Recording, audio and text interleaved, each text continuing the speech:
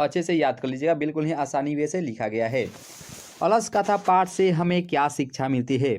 तो अलस कथा पाठ से हमें यही शिक्षा मिलती है कि आलस नहीं करना चाहिए, क्योंकि आलस मनुष्य के शरीर का सबसे बड़ा शत्रु है। कहा भी गया है कि स्त्रियों के गति पति होते हैं, बालकों के गति माता होती है, और आलसियों के गति धार्मिकों के बिना संभव नहीं है। इतना लिख देते हैं तो आपको पूर्णतः अंक मिल जाएगा। एक बार और इसे रिकॉल कर लेते हैं कि अलस कथा पाठ से हमें यही शिक्षा मिलती है, क्योंकि आलस मनुष्य के शरीर का सबसे बड़ा शत्रु है। कहा भी गया है कि स्त्रियों के गति पति होते हैं, बालकों के गति माता होती है, और आलसियों के गति धार्मिकों के बिना संभव नहीं है। चलिए जल्दी जल्दी में करवा देते हैं दोस्तों, क्योंकि अब समय बहुत ही कम बचा हुआ है। आपको ये प्रश्न किसी तरह से रट जाइएगा दोस्तों। नदी और विद्वान में क्या समानता है? तो जिस प्रकार नदियाँ अपने नाम रूप को त्याग कर समुद्र में विलीन हो जाती है, यानी कि मिल जाती है, उसी प्रकार विद्वान लोग भी अपने नाम रूप को त्याग कर परम तत्व में विलीन हो जाते हैं। यही नदी और विद्वान में समानता है दोस्तों। आप आसानी से एक बार में भी याद कर लिए होंगे कि जिस प्रकार नदियाँ अपने नाम रूप को त्याग कर समुद्र में मिल जाती है, उसी प्रकार विद्वान लोग भी अपने नाम रूप को त्याग कर परम तत्व में विलीन हो जाते हैं। नदी और विद्वान में यही समानता है। और यहाँ पे देखेंगे विजयांका को सर्वशुक्ला सरस्वती क्यों कहा गया है? तो विजयांका श्याम वर्ण की थी, वह नीलोत्पल हुई थी, जिसके चलते दंडी ने विजयांका को सर्वशुक्ला सरस्वती कहा है। और यहाँ पे आप देखेंगे कि पंडित किसे कहा गया है? तो जो लोग सुख दुख में एक समान रहते हैं, ठंडी गर्मी में एक समान रहते हैं, विघ्न बाधा से घबराते नहीं हैं, सभी जीवों के तत्वों के बारे में जानते हैं, पंडित कहलाते हैं। इतना लिख देते हैं तो पूर्णतः आपको अंक मिल जाएगा दोस्तों। यानी कि जो लोग सुख दुख में समान रहते हैं, ठंडी गर्मी से घबराते नहीं, ठंडी गर्मी में भी एक समान रहते हैं, और विघ्न बाधा से यानी कि कोई भी प्रकार की हानि हो वह उसे नहीं घबराते हैं, सभी जीवों के तत्वों के बारे में जानते हैं, उसे ही पंडित कहते हैं दोस्तों। आप आसानी से लिख सकते हैं। और चलिए नेक्स्ट प्रश्न को देखते हैं। और क्वेश्चंस पूछा जाता है कि कौन कौन से विदेशी यात्री पटना आए थे? तो मेगास्थनीज, फाहियान, ह्वेनसांग और इत्सिंग इत्यादि विदेशी यात्री पटना आए थे और पाटलिपुत्र का वर्णन अपने अपने संस्मरण ग्रंथ में किए हैं। इतना लिख देते हैं तो बिल्कुल ही आपको 2 मार्क्स मिल जाएंगे दोस्तों।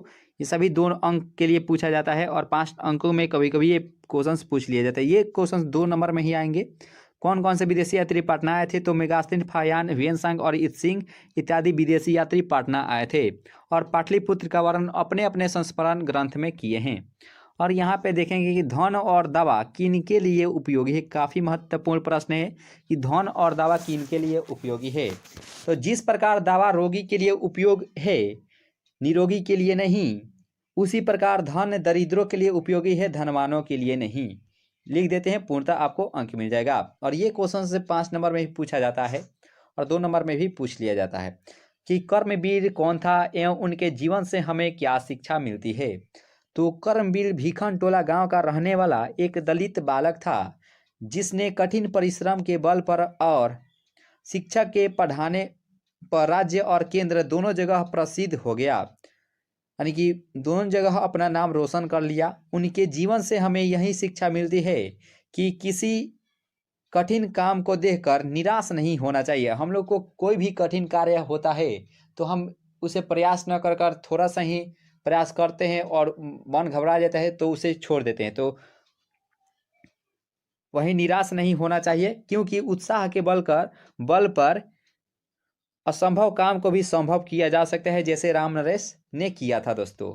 और एक बार में भी आपको याद हो गया कि कर्मवीर भीखन टोला गांव का रहने वाला एक दलित बालक था, जिसने कठिन परिश्रम के बल पर और शिक्षा के पढ़ाने पर राज्य और केंद्र दोनों जगह प्रसिद्ध हो गया। उनके जीवन से हमें यही शिक्षा मिलती है कि किसी कठिन काम को देखकर निराश नहीं होना चाहिए, क्योंकि उत्साह के बल पर असंभव काम को भी संभव किया जा सकता है, जैसे राम नरेश ने किया था दोस्तों। और यहाँ पे प्रश्न आप देखेंगे कि मृत्यु पर विजय कैसे प्राप्त किया जा सकता है? काफी धाका सवाल है।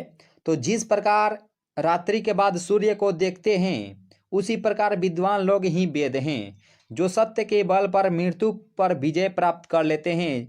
इसके अलावा मृत्यु पर विजय प्राप्त करने का दूसरा कोई उपाय नहीं है। यानी कि हम लोग को सत्य बोलना चाहिए, लेकिन आजकल झूठ से ही बहुत काम निकल जाता है, तो हम लोग झूठ ही ज़्यादा बोलते हैं। तो सत्य हमेशा बोले दोस्तों।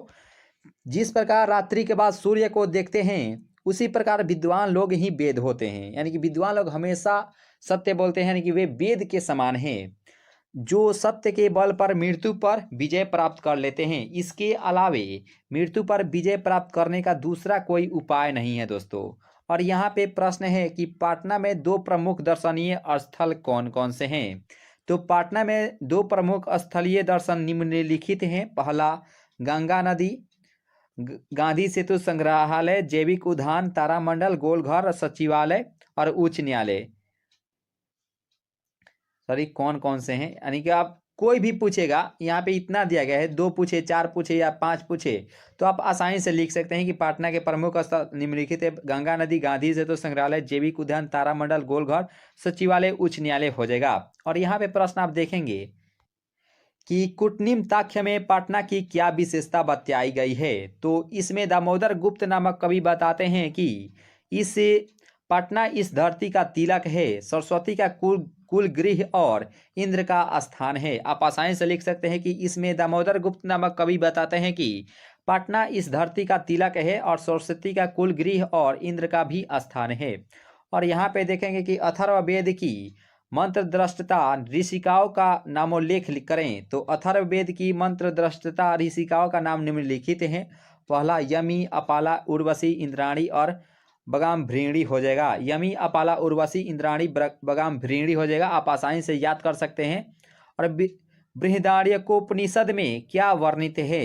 तो बृहदारण्यकोपनिषद में याज्ञवल्क्य की पत्नी मैत्रेयी दार्शनिक रुचिमती वर्णित है, जिसको याज्ञवल्क्य आत्मतत्व की शिक्षा देते हैं।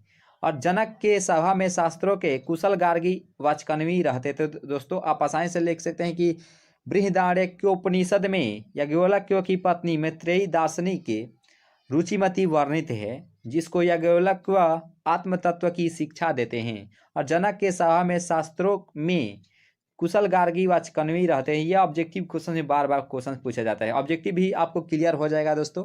भारत महिमा पाठ में किन किन पुराणों से पद संकलित है। तो भारत महिमा पाठ में विष्णु पुराण से पहला पद और भगवत पुराण से दूसरा पद संकलित हो जाएगा। और यहाँ पे है कि समावर्तन संस्कार का क्या उद्देश्य है। तो समावर्तन संस्कार का उद्देश्य शिष्य का गुरु के घर से गृह जीवन में प्रवेश करना है।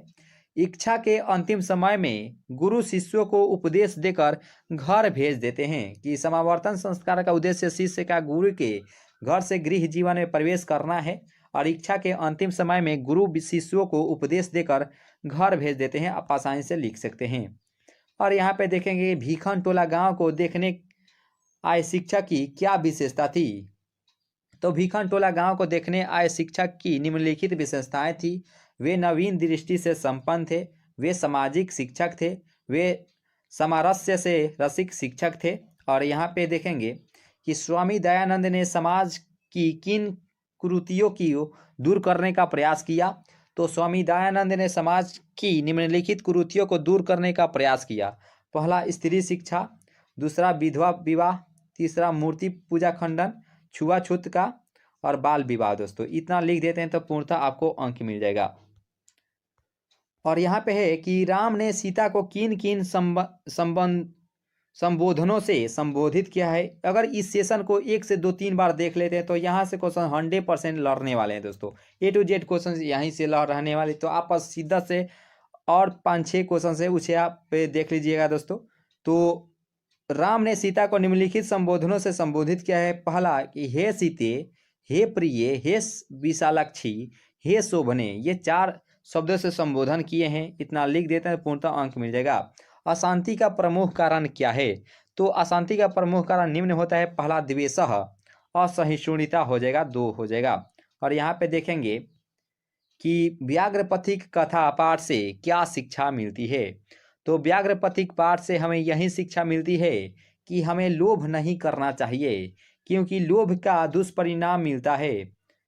जिस प्रकार कंगन की लोभ से पथिक दलदल में फंसकर मृत्यु को प्राप्त हो गया। तो इसलिए हम कहते हैं कि लोभ नहीं करना चाहिए दोस्तों, कि व्याघ्र पथिक पाठ से हमें यही शिक्षा मिलती है कि हमें लोभ नहीं करना चाहिए, क्योंकि लोभ का दुष्परिणाम मिलता है।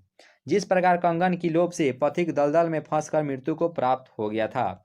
और शास्त्र कितने प्रकार के होते हैं उनके नाम लिखें। तो शास्त्र दो प्रकार के होते हैं। पहला कृतकम शास्त्र जो ऋषियों के द्वारा रचित होते हैं, और रचितवंत शास्त्र हो जाएगा जो विद्वानों के द्वारा रचित होते हैं। और लास्ट क्वेश्चन से यही है कि वेदांग कितने प्रकार के होते हैं और उनके नाम लिखिए। तो वेदांग 6 प्रकार के होते हैं। शिक्षा, कल्प, व्याकरण, निरुक्तम, छंद, ज्योतिष। तो आप एक बार में भी याद हो गया होगा कि शिक्षा, कल्प, व्याकरण, निरुक्तम, छंद, ज्योतिष हो जाएगा। और पठित पाठ के आधार पर इंद्र के चरित्र का वर्णन करें। तो पठित पाठ के आधार पर इंद्र का चरित्र का वर्णन करना है। तो इंद्र एक छली और स्वार्थी व्यक्ति थे, क्योंकि इंद्र क्या किए थे कि वह जो कर्ण था उससे वह जो कवच था वह छल से वह ले लिए थे। तो इंद्र एक छली और स्वार्थी व्यक्ति थे, इसलिए उन्होंने अर्जुन की सहायता के लिए छल पूर्वक कर्ण जैसे दानवीर की रक्षा करने वाले कवच कुंडल को शक्र के भेष में आकर ग्रहण कर लिया। तो आप आसानी से लिख सकते हैं कि इंद्र एक छली और स्वार्थी व्यक्ति थे, इसलिए उन्होंने अर्जुन की सहायता के लिए छल पूर्वक कर्ण जैसे दानवीर की रक्षा करने वाला कवच कुंडल को शक्र के भेष में आकर ग्रहण कर लिए। इतना अगर क्वेश्चंस को अच्छे से याद कर लेते हैं तो यहाँ से क्वेश्चन 100% लड़ने वाले हैं। तो इस सेशन को 1 से 2-3 बार देख लीजिएगा दोस्तों। इतना अभी के लिए इतना है दोस्तों, तो मिलेंगे नेक्स्ट क्लास में। अभी के लिए इतना है दोस्तों, थैंक यू।